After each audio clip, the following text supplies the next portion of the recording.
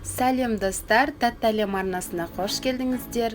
Бүгін сіздермен 5 минуттың ішінде осындай тәттінің жасалу жолын ұсынамын. Менімен бірге қалып, видеоны соңына дейін көріңіз. Ең алдымен мұздай сливкемізді сәл қоюланғанша миксерлейміз.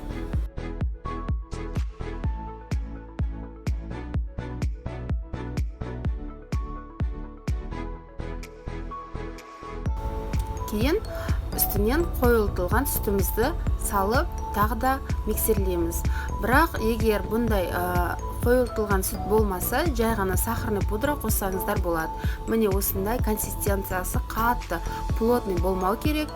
Сәл ғана осындай видеода көріп тұрғандарыңыздай болу керек. Енді кез келген торттан, не болмаса пирожныйдан артылған осындай бисквиттерімізді қолымызбен крошка жасап аламыз. Егер бисквиттеріңіз қатты құрғақ болатын болса, оны пропитать етіңіздер.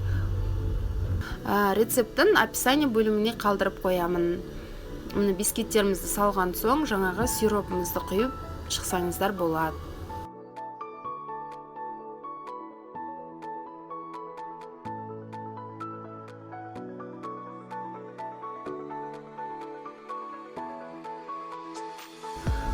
Міне достар, мен бұдан да дамды болсын, тәтті болсын деп, жай ғана вареный сгущенканы және де үстінен орехты сеуіп қойдым.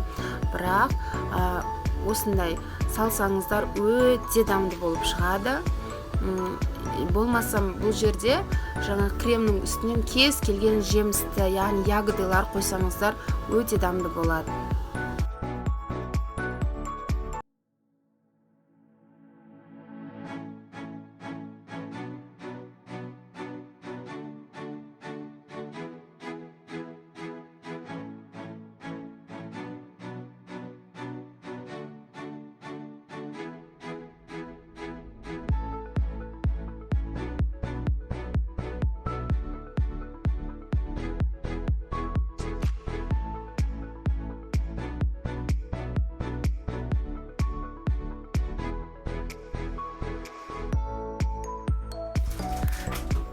Міне достар, біздің 5 минуттық десертіміз дайын.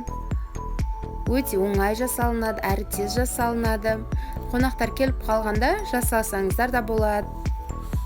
Егер видео ұнаса, каналға тіркеліп қойыңыздар. Алда көптеген жеңіл, оңай жасалатын рецептермен бөлісетін боламын. Сіздермен болған Мира. Ас болсын. Егер сұрақтарыңыз болса, астына пікірлеріңізді қалдырыңыздар. Міндетті түрде жауап беремін.